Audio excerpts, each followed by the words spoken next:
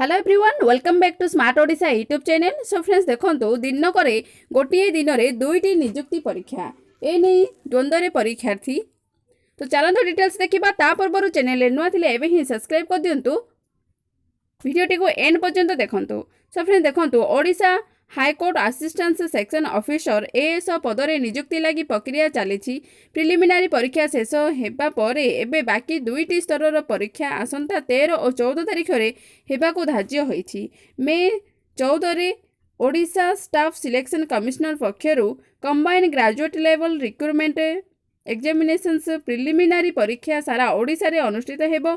गोटे दिन दुईटी निजुक्ति परीक्षा थिबारु ओडिशार शताधिक प्रार्थी एबे चिंतारे केउ परीक्षा देबे और केउटी देबेनी ए नै द्वंद्वरे अछंती परीक्षार्थी। सो फ्रेंड देखंतु एठारे बिग अपडेट रहुछि जे Odisha high court assistant section officer O double SC CGL exam डी जहाँकि 14 मे रे रहुछि। गोटे दिन रे दुईटी निजुक्ति परीक्षा रहिबारु परीक्षार्थी एवं द्वंद्व रे केउटी देबे केउटी देबे नहीं ए नहीं अपडेट रहु। द्वंद्व रे परीक्षार्थी रहिछंती सेपरि देखंतु एमिति कि किछि परीक्षार्थी हाईकोर्ट रजिस्ट्रार को भेटी परीक्षा तारीख घुंचैबा को दाबी करिथिबा जणा पड़िछि। सूचना अनुसार असिस्टेंट सेक्शन ऑफिसर पद पई एप्रिल 30 रे अनुष्ठित मुख्य लिखित परीक्षा रे कृतकार्य प्राय 1250 परीक्षार्थी कंप्यूटर एप्लिकेशन टेस्ट आसंता 13 तारिख में अनुष्ठित हेबो। एही परीक्षा लगी 10 तारिख मध्याह्न ठारू ई एडमिट कार्ड डाउनलोड प्रक्रिया आरंभ होईछि जहाँकि 13 तारिख सकाळ पर्यंत चलिबो। प्रार्थी माने www.odishahighcourt.nic.in वेबसाइट रे सेमानकर एडमिट कार्ड डाउनलोड करि परिबे। सेपरि नेक्स्ट देखंतु परीक्षा शेष हेबा क्षणी संध्या सुधा कंप्यूटर एप्लिकेशन टेस्ट फल प्रकाश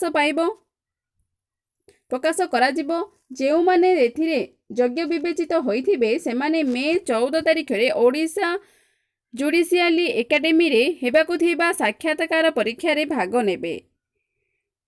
सो फ्रेंड देखंतु एठारे बिग अपडेट रहुछि जे 13 तारिख रे कंप्यूटर जहाँकि कंप्यूटर एप्लिकेशन टेस्ट टी मे 13 तारिख रे हेबो। 14 तारिख रे जो कैंडिडेट माने सिलेक्ट हेइथिबे जुडिशियली एकेडमी रे साक्षात्कार परीक्षा रे भाग नेबे बोली एठारे अपडेट रहुछि जहाँकि 14 तारिख रे ही O double SC CGL exam टी रहुछि। से पर नेक्स्ट देखंतु जो समय रे भाइबा हेबो से नहीं कह जाई नथिले मध्य आसंता असल डॉक्यूमेंट जांच करबाकू प्रार्थी माने समस्त तथ्य सह केंद्र को आसीबा को परामर्श दिया जायछि। सेही 14 तारिख रे ही ओडिशा स्टाफ सिलेक्शन कमिशनर पक्षरु सीजीएल प्रिलिमिनारी परीक्षा गोटे सिटी रे राज्यर समस्त जिला मुख्यालय रे ओएमआर सीट माध्यम रे करा जिवो। पूर्वाह्न 10 टारू मध्याह्न 12:30 मध्य परीक्षा हेबो। 150 मार्कर परीक्षा पाई सकाळ 8:30 टारू परीक्षार्थी माने परीक्षा केंद्र रे रिपोर्टिंग करि परिबे। 9:30 रे परीक्षा केंद्र फाटक बंद हेबो तेणु परीक्षार्थी एहा पूर्वर परीक्षा केंद्र रे पहुंचीबा को कह जायछि। परीक्षार्थी को कहिबा कथा हेउची जे सीजीएल प्रिलिमिनारी परीक्षा संपर्क रे पूर्वरु तारीख धार्य होइथिला मात्र असिस्टेंट सेक्शन ऑफिसर पाई पद पाई हेबाको थिबा परीक्षा लगी गतकाली तारीख घोषणा होईछि। 14 तारीख रे जदि उभय परीक्षा करा जाए तेबे उभय मेधावी परीक्षा देबाको वंचित हेबे बहु मेधावी परीक्षा देबाको वंचित हेबे। तेणु हाईकोर्ट पक्षरु सद्यतम घोषणा होइथिबा परीक्षा तारीख को घुंचा जाऊ नचे 600 रु अधिक परीक्षार्थी असुविधार सम्मुखीन हेबे।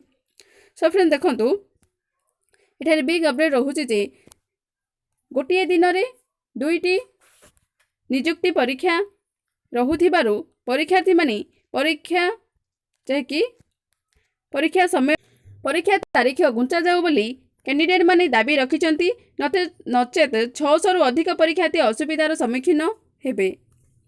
सो फ्रेंड्स ये जहाँकि ଗୋଟିଏ ଦିନରେ ନିଯୁକ୍ତି 2ଟି ନିଯୁକ୍ତି ପରୀକ୍ଷା ଅପଡେଟ୍ଟି ଭିଡ଼ିଓଟି ଭଲ ଲାଗିଥିଲେ ଲାଇକ୍ ସେୟାର ସବସ୍କ୍ରାଇବ୍ କରିଦେବେ। Thank you.